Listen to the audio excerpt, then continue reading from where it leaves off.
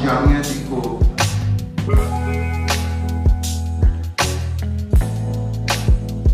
Ladies and gentleman नहीं कहूंगा, ख्वातीन और हज़रात कहूंगा, क्योंकि रस्म दुनिया भी है, मौका भी है, दस्तूर भी है।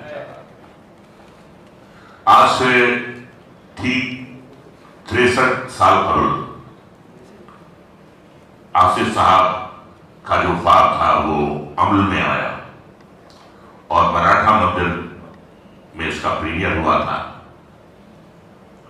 और एडवांस बुकिंग मंडे से खुली थी और सैटरडे से लाइन लगनी शुरू हो गई थी एडवांस बुकिंग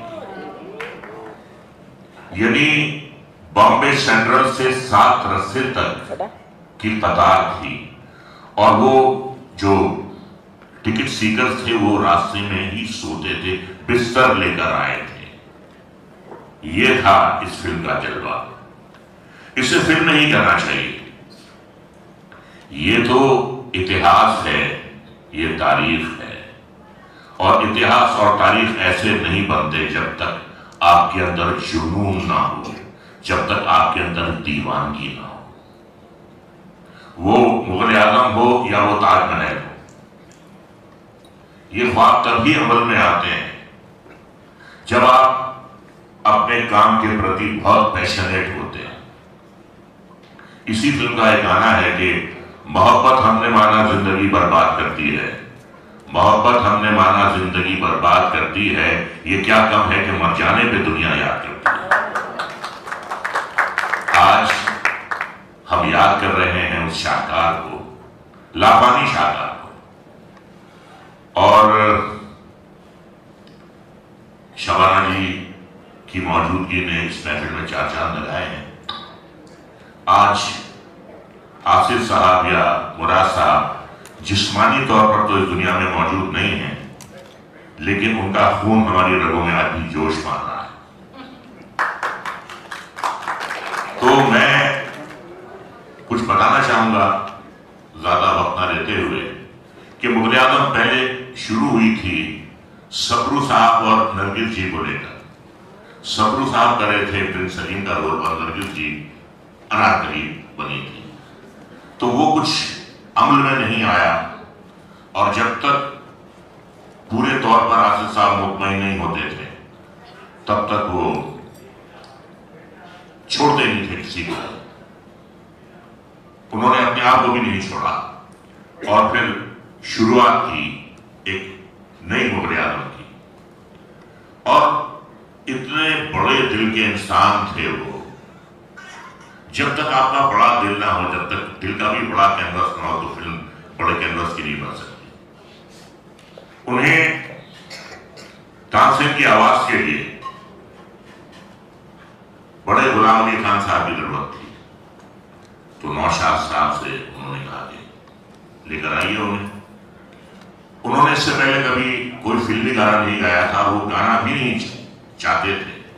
तो नौशाद साहब ने जब उनसे गुफ्तगू की तो उन्होंने कहा कि टालने के लिए उस जमाने में प्लेबैक सिंगर्स 500 या मैक्सिमम 1000 रुपया लेते थे। 1000 रुपया बहुत बड़ी बात हो गई। बुक के बारे में मेरे पास अल्फाज नहीं है। I just got the book yesterday and I couldn't resist but finish the whole book in 5 hours, as I just told you all. It's amazing.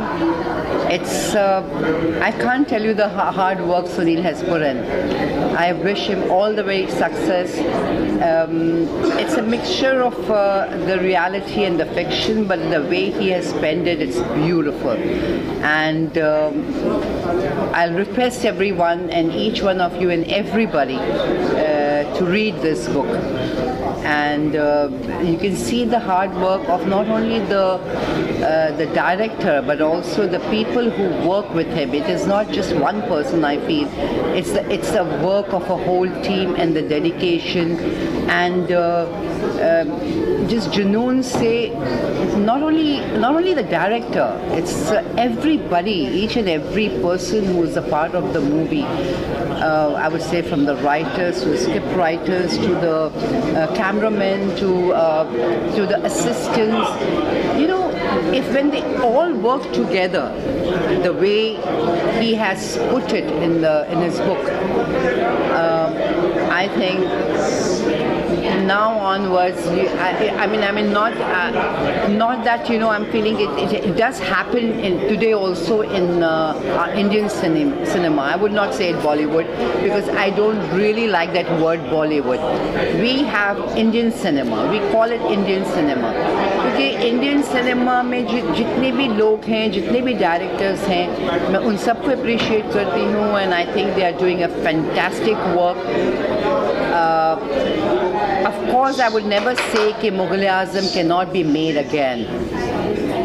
वो जुनून और वो उस तरह के लोग, उस तरह के राइटर्स आज भी हैं हमारे पास, उस तरह के डायरेक्टर्स जिस तरह मेरे फादर थे, मुझे यकीन है आज भी है और नहीं है तो होंगे बहुत जल्द. So I wish them all the very best. It's basically the passion. It's the passion एक जुनून की हद तक जिस तरह का आप कह सकते हैं उसको लेकर फिल्म बनाया जाए या कोई भी चीज़ आप करें. ज़रूरी नहीं कि फ़िल्म हो या आप किसी भी तरह का काम कर रहे हैं, उसमें फुल सिंसियरिटी होनी चाहिए. और जब फुल सिंसियरिटी होती है तो something like Mughal-e-Azam comes up. I would leave it up to all of you to decide what exactly do you choose as a fact or fiction. Definitely do some research.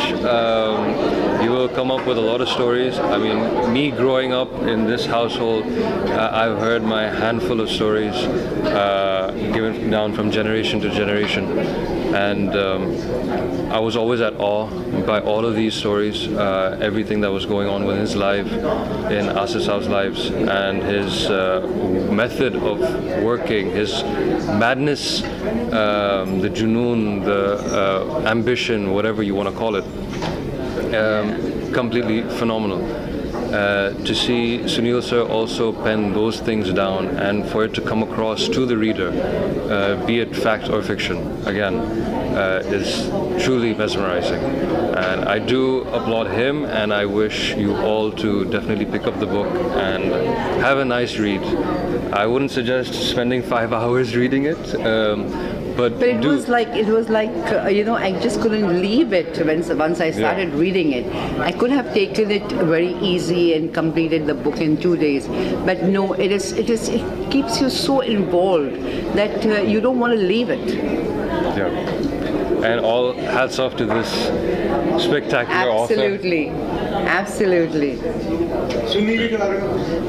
Sunil ji के बारे में मैं क्या कह सकती हूँ, शायद वो किताब ही, जब आप लोग किताब पढ़ेंगे तो किताब will talk volumes about him, and he has done phenomenally, he has done absolutely outstanding work on it, all his hard work.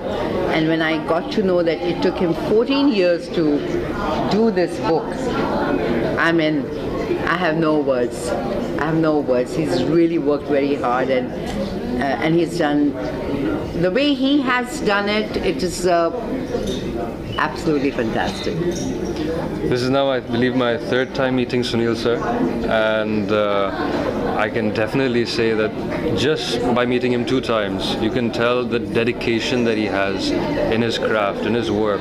Even him sharing his own experiences when he was an assistant and pointing out a certain story. And once I came across that story on the book, I realized that he's a master of words, because I did not expect the way it was shown in the book. So you're definitely a man of many, many talents. A lot of passion that goes into all of these things, and with your sheer experience, it shows. Yes. And it's very evident in the book, most definitely. See, black and white film का अपना एक नशा होता है. Black and white film के जो shades हैं और जो शेडोज़ हैं वो अपने आप में बड़े इंटरेस्टिंग होते हैं. तो ब्लैक एंड वाइट को ब्लैक एंड वाइट में देखने में तो वाकई मज़ा आता है. लेकिन ये फिल्म ऐसी थी कि एक तो आसिफ साहब की खुद की ख्वाहिश थी कि इसको रंगीन बनाया जाए, और इस फिल्म में रंग इतने थे जो दूसरी किसी फिल्मों में देखने को नहीं मिलते। तो ये फिल्म का रंगीन होना भी मतलब एक तरह से मतलब ज़रूरी था, मुझे तो लगता है। तो ये हुआ और अच्छा रंगीन हुआ, और उसके बाद में इसने एक इतिहास रचा, और ये फिल्म जब भी आती है इतिहास ही रचती है। और मुझे वो इंस्पिरेशन जब मिली कि इसके ऊपर किताब लिखी जाए, तो आज ये 14 साल मुझे लग गई, अपने आप में एक इतिहास हो गया कि मैं 14 साल में किताब लिख पाया। It is not easy to write something about. और मुझे ये लगा कि इन 14 साल में भी मुझे बहुत सारी बातें अभी और कहनी थी, बहुत सारी चीज़ें जो मैं इसमें कह सकता था वो अभी भी अधूरी लगती हैं।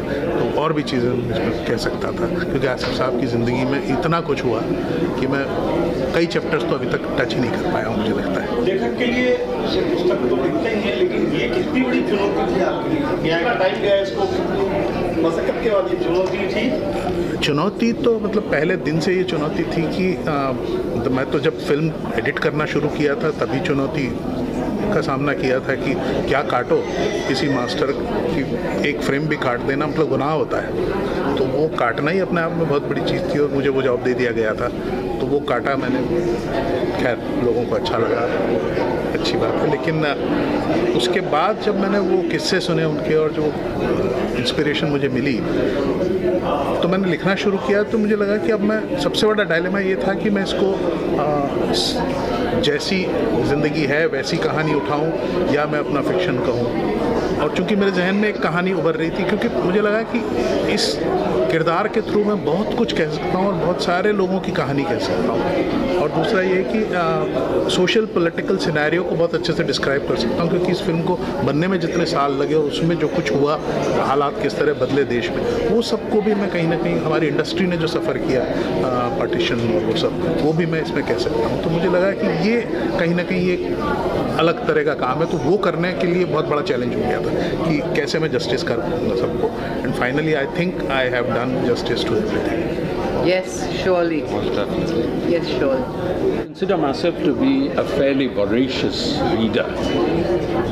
But in my library, you'll find more non-fiction than fiction, or fiction that is based on reality. ऐसा क्यों होता है? मैंने कई बार अपने आप से पूछा कि मुझे कोरे फिक्शन से रियलिटी पर आधारित फिक्शन क्यों अच्छे लगते हैं, और वो शायद इसलिए, और वैसे आप जानते हैं आज बायोपिक का ज़माना चल रहा है, वो इसलिए कि हम जब कोई कहानी पढ़ते या देखते हैं तो उसमें रियलिज़म ढूंढते हैं, और चाहे वो बनाया हुआ रियलिज़म, और जब वो दिखता है तो हमें उस पर और एतबार होता है और हमें वो ज़्यादा अच्छा लगता है। तो क्यों ना रियलिज़म जो खुद पहले से ड्रामेटिक हो उस पर लिखा जाए, और वही सुनील जी ने किया है। उन्होंने एक थोड़ा और मुश्किल कदम उठाया।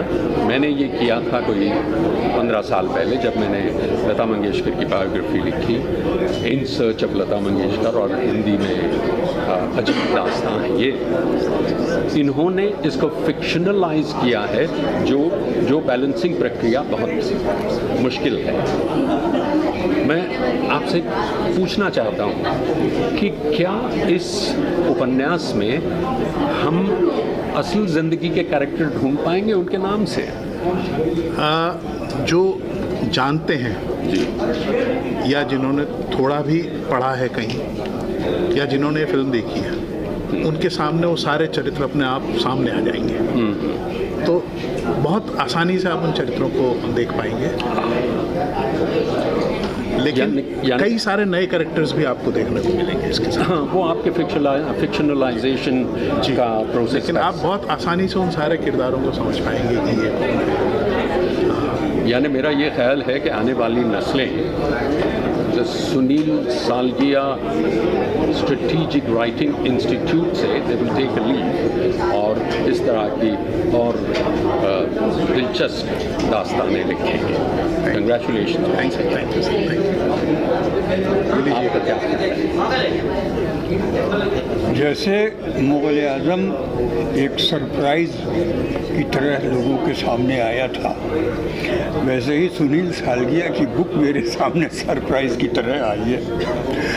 और मुझे उम्मीद है कि जैसे मुग़ल आज़म को याद किया जा रहा है, वैसे ही सुनील सालगिया की बुक को भी लोग याद करेंगे, पसंद करेंगे।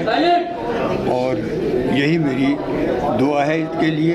ये हमसे बाद में पैदा हुए, हमसे बाद में इंडस्ट्री में आए, लेकिन के आसिफ पे लिखने के बदले ये पहले लिख गए।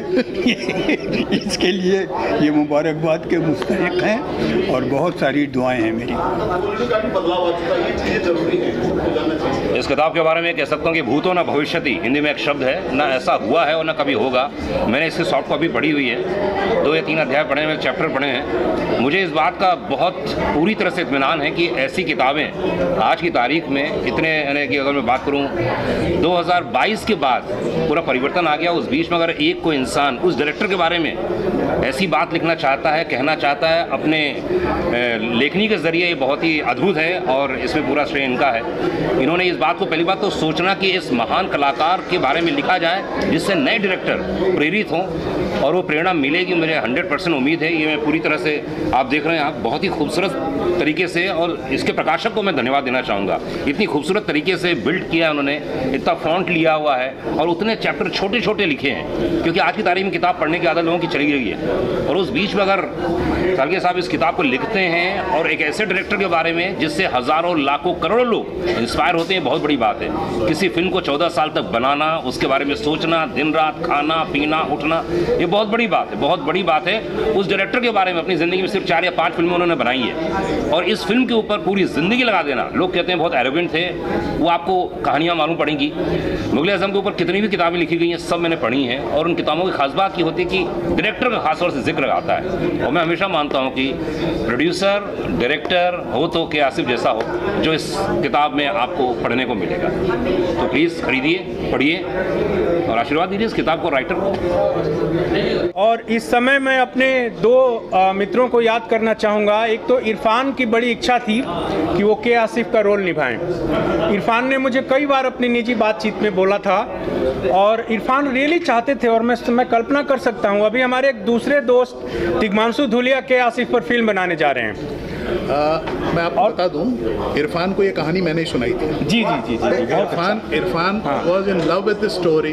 इरफान को ये कहानी मैंने सुनाई थी, और इरफान ने ही शायद तिग्मांशु धूलिया को ये आइडिया दिया होगा, लेकिन तिग्मांशु धूलिया ने अभी तक मेरे पास अप्रोच नहीं किया है किसी राइट्स के लिए। हाँ, तो ये मुग़ल आज़म पर, और ये किताब इसलिए भी बहुत महत्वपूर्ण है कि इस मुग़ल आज़म पर सबसे पहली किताब जो अच्छी हम लोगों को लगी थी वो राजकुमार केसवानी की थी, जो अभी जिनकी डेथ हो गई है, भोपाल के जर्नलिस्ट थे। और लेकिन वो किताब मुग़ल आज़म पर थी, ये के आसिफ पर है, राइट जी। तो के आसिफ को लेकर और सुनील जी ने इतनी मेहनत करके ये किताब लिखी है। हमारे यहाँ हिंदुस्तान में प्रॉब्लम ये है कि हम कमर्शियल बॉलीवुड पर गंभीर चीज़ें नहीं लिखी जा रही हैं। आर्ट सिनेमा के बारे में और आर्ट सिनेमा के डायरेक्टरों के बारे में बहुत सारी किताबें आपको लंदन में, न्यूयॉर्क में और हर जगह मिल जाएंगी, लेकिन ये जो मेन स्ट्रीम सिनेमा के एक दिग्गज व्यक्तित्व पर इन्होंने किताब लिखी है, तो ये हार्दिक बधाई के पात्र हैं और ये किताब पढ़ी जानी चाहिए। ये मेरा संदेश है। Thank you. अच्छा लग रहा है, गर्व महसूस कर रहा हूँ मैं कि आज सुनील सालगिया जी की बुक ऑन के आसिफ के विमोचन हुआ है। हालांकि मैं दुखी इस बात का हूँ कि आसिफ साहब से मैं कभी मिला ही नहीं, क्योंकि उनके एक्टिव रहने के बाद ही मैं पत्रकारिता अपनाया 50 साल पहले। तो के आसिफ का यहाँ तक मैं बोल सकता हूँ कि मैं उनको जब भी रेफ़र करता हूँ करमवीर आसिफ बोलता हूँ। उनका के का फुल फॉर्म भी मुझे पता नहीं, लेकिन करमवीर थे और आजीवन करमवीर रहेंगे उनके जाने के बाद भी। और मैं बहुत खुश हूँ कि इस फिल्म मुग़ल आज़म के बारे में और आसिफ साहब के बारे में दिनेश जी ऑलमोस्ट 14-15 साल मेहनत करके, दिनेश जी मेरे चाचा थे, दिनेश चाचा है, सुनील जी 15 साल मेहनत करने के बाद ये लिखा है। और ये एक text book in film making माना जाएगा। लोग पढ़ेंगे, स्टूडेंट्स, और के आसिफ जैसे तो नहीं, कम से कम उनके थोड़ा बहुत नीचे दर्जे तक फिल्म बनाएंगे तो मैं खुश होगा। इस मैगज़ीन आजीवन ट्रेशरेबल बुक है। Thank you. अली भाई क्या कहना चाहोगे आज कौन से बुक पर? सर सबसे पहले तो सुनील सर आपको बहुत बहुत कॉन्ग्रेचुलेशंस कि ये एंड ऑनेस्टली मैं अपने बारे में कहूँगा I have lived on Mughal Azam. मैं वो फिल्म पी चुका हूँ। मैं नहीं कह सकता कितनी बार मैंने वो फिल्म देखी। आज भी जब भी कभी भी ऐसे होता है, मूड होता है, तो वही देखते रहते। अगर चैनल पे भी आ रहा है तो रिपीट वैल्यू उस फिल्म का मेरे लिए बहुत है। एंड अब ये इसमें क्या है, ये पढ़ने के लिए, जिसके लिए उस फिल्म को भी 14 साल लग गए बनने के लिए, इस किताब को भी 14 साल लग गए। 14 साल के बाद वो एक कोहिनूर निकल आया। आई एम श्योर ये भी एक कोहिनूर है जो मेरे हाथ में है। सो आई कांट वेट ऑनेस्टली कि क्या है इसके अंदर। ये मैं आज से ही पढ़ना शुरू करूँगा। एंड आई एम श्योर कि मैं उस बैच से हूँ जहाँ उस फिल्म को हम कहते हैं ना, मैं किसी वो नाम नहीं लेना चाहता, नहीं तो आजकल पंगे बहुत हो जाते हैं, पर इट्स अ होली बुक है हमारे लिए। जैसे मुग़ल आज़म एक होली मील का पत्थर कह सकते हैं। जी हाँ, जो है, तो ये भी एक आई थिंक एक होली किताब हो गई हमारे लिए। एंड इसका सारा क्रेडिट सुनील सर को जाता है। And thank you sir for giving us this. कहना चाहूँगा सुनील जी को, क्योंकि ये किताब उस वक्त आ रही है जिस वक्त हमारे देश में मुस्लिम सोशल्स बनना बंद ही हो गए। एक ज़माना था जब मुस्लिम सोशल्स का दौर था, बड़ी बड़ी फिल्में बनती थी, ताजमहल से लेकर बहू बेगम से लेकर तवायफ तक, निकाह तक। लेकिन अब कई सालों से हम देख रहे हैं कि एक अजीब सा दौर चल रहा है जहाँ पर इन शहंशाहों को हमारे इतिहास की किताबों से निकाला जा रहा है। ऐसे वक्त में जब एक किताब आती है जो के आसिफ साहब के बारे में है, ये बड़े फ़ख्र की बात है। इसका कारण है कि के आसिफ साहब जो है वो धर्म से ऊपर है। जी हाँ, क्योंकि ये फिल्म ही अपने आप में ऐसी है जो जिसका कोई धर्म से लेना देना नहीं है। ये this is a very interesting thing कि इस फिल्म को हर कोई चाहता है। जी हाँ, कोई मोहब्बत करता है इस फिल्म। जी हाँ, और ये हिंदुस्तान का नाम जिसने रोशन किया हो इस फिल्म ने, तो वो तो हमेशा एक इतिहास है हमारे लिए। जी हाँ, और ये होता ये है कि हर आदमी की, जब हम मैं कई सालों से 20 सालों से डिस्ट्रीब्यूशन में हूँ फिल्मों के, तो जब भी हमारे पास कोई आता है फिल्म को लेकर कि सर इसको डिस्ट्रीब्यूट करना है, तो हम एक तमगा हमेशा कहते हैं उनसे कि हर फिल्म मेकर के लिए उसकी फिल्म मुग़ल आज़म होती है। हम हमेशा एक तमगा कहते हैं कि, और बात यह है कि इस फिल्म ने जो स्टेचर अपना डेवलप किया है वो दिन ब दिन बढ़ता ही रहना चाहिए। और इस तरीके की किताबें आज के जनरेशन के लिए ज़रूरी है। वो पढ़ें अपने इतिहास के बारे में, वो जानें कि किस तरीके से कितने पैशनेट फिल्म मेकर्स थे जो सिर्फ अपने जुनून से इतनी खूबसूरत क्रिएटिविटी को अंजाम दे सकते थे। बड़ी खुशी हुई और मैं सारी बधाइयाँ देना चाहूँगा और मैं चाहूँगा कि इस किताब की मैं समीक्षा भी करूँ। Thank you. सुनील मेरे बहुत पुराने मित्र हैं, 30 सालों से मैं उनको जानता हूँ। वो मेरे डायरेक्टर भी रहे, उनके लिए मैंने सेट भी बनाया है। मैं बेसिकली प्रोडक्शन डिज़ाइनर हूँ। मेरा नाम जयंत देशमुख है। एक तो ये पुस्तक का आना, कभी भी किसी सिनेमा के बारे में, ख़ासतौर से भारतीय सिनेमा के बारे में, उसके बैक स्टेज के बारे में और उसके बनावट के बारे में, वो कैसी बनती है, कैसी शूट होती है और कैसी होती है, इस पर एक कोई पुस्तक आना अपने आप में बहुत बड़ी बात है। संवाद की पुस्तकें आ जाती, कहानी की पुस्तकें आ जाती, पर सिनेमा के बारे में वैसे ही बहुत कम लोग लिखते हैं। ना अभिनेता लिखते हैं, ना टेक्नीशियन लिखते हैं। और सुनील अपने आप में डायरेक्टर भी हैं, संपादक भी हैं, तो बहुत सारी टेक्नीशियन भी हैं और डायरेक्टर भी हैं। तो ये दोनों चीज़ें कंबाइन होने की वजह से उन्होंने इस पुस्तक को लिखा है। और एक बहुत लंबे इतिहास को, हर चीज़ के लिए मुग़ल आज़म से जोड़ा जाता है, तो हमको ये देखने को मिलेगी। मेरा एक और अनुरोध है, आखिरी में एक बात बोलना चाहता हूँ कि ये पुस्तक अंग्रेज़ी में है। मैं चाहता हूँ, सुनील से भी ये अनुरोध करता हूँ कि ये हिंदी में आ जाए। तो हिंदी सिनेमा है, तो हिंदी में पुस्तक क्यों नहीं होना चाहिए, और हिंदी में आएगी तो ये बहुत सारे लोगों तक जाएगी। और मैं चाहता हूँ ये सिर्फ अंग्रेजी दार लोग ना पढ़ें, या ऐसे लोग भी पढ़ें, स्पॉट बॉय भी पढ़ें, मेरे जैसे लोग भी पढ़ें, और बहुत सारे